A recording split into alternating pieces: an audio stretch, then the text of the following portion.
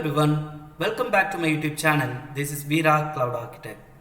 In this session, we are going to discuss about Lambda functions. In AWS, there are many serverless computing available. Lambda function is one of them. So, if you want to run some code, we don't need to procure any servers. Rather, we can create a code and we can insert those codes in Lambda function and we can just deploy it. Once the Lambda function is deployed, the certain action will be applied. So once again, Lambda is a serverless computing provided by AWS and it allows user to run a code without managing any infrastructure like servers. And simply we can upload the code in Lambda function and it take care of everything else. Lambda function supports many programming languages such as Node.js, Python, Java, C# and Go. It can be used for wide range of use cases like backend services, building APIs, processing data and patch jobs.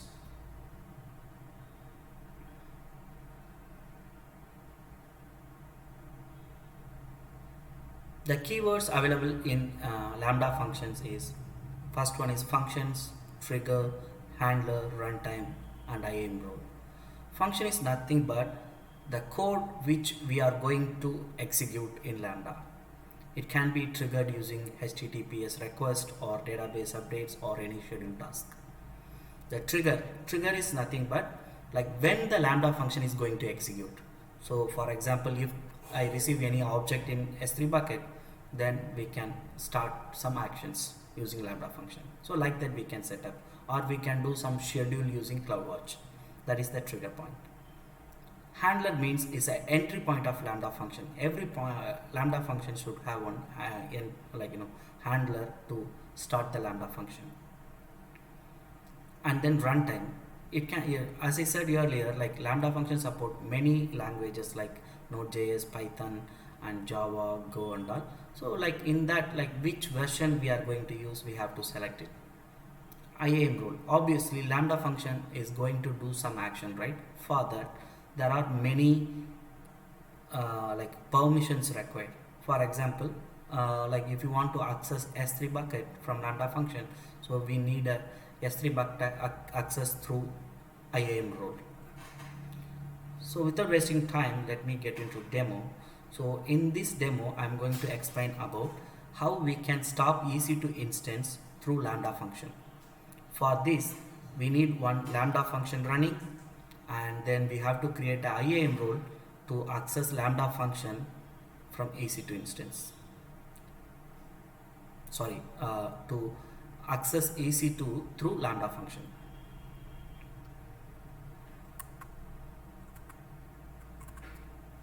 Let me log into my AWS console. So as I said, to create a Lambda function, we need a IAM role. So let me quickly create a IAM role to access EC2 instance. So create role. The service is going to access another service. So I'm choosing AWS services, and here Lambda function is going to access EC2. So I'm choosing Lambda function.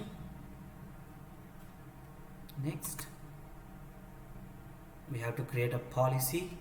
So I'm directly attaching EC2 full access policy.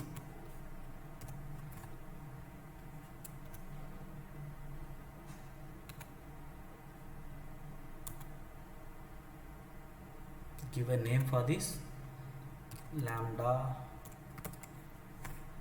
So my role name is Lambda. So the role is created now.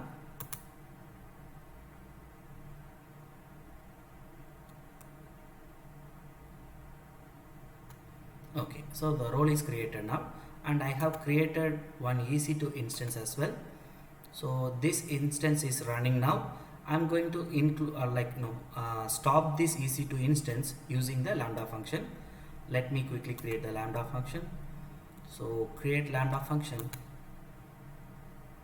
I'm gonna give a EC2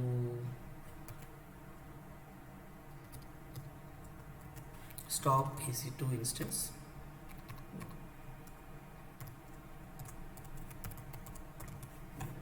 And runtime we have to choose. In this I'm going to use Python 3.9 version. I'm choosing that. So there are many runtime available, as I said earlier: .NET, Go, Java, Python, Ruby, Go. So there are many. So I'm going to choose Python 3.9 for now. The architecture is going to be x86, and permission we have to choose. So in this I have already created a lambda role, right? Name lambda. I'm going to choose that. Use existing role, select that, and my existing roles will be available here. I'm going to use a lambda. That's all. So create function. That's all. I have created a function. So this is how the function dashboard will looks like. If you want to add any trigger, we can add the trigger here. I will have another video for a trigger and all. So for now I'm gonna give I'm not gonna give any trigger, and this is the surface for including our code. So I have created my code already, which is in Notepad. So this is the script which I have created. So this is to import Boto3. This is the module available for all the AWS services, and region we have to give. So let me show my region. So my region is North Virginia. Even my EC2 instance is in North Virginia. So US East 1 is North Virginia. So that is fine. And then I need to give an instance ID. So let me get my instance ID first. Select the instance. So this is my EC2 instance ID. Let me copy that and let me paste it here. So that's all. And this code is going to get a EC2 instance and then its region, and then once the ID, we have passed the instances, right? So it will get the instance ID and then it will stop the EC2 instance. So that's all. My code is ready now. Let me copy this and I'm going to paste it in a lambda function. Okay, I'm going to replace this. So this is the lambda handler and I have pasted this already.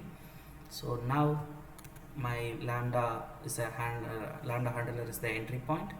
So let me quickly test it first. Run test. Just give any name. So I'm going to give a demo.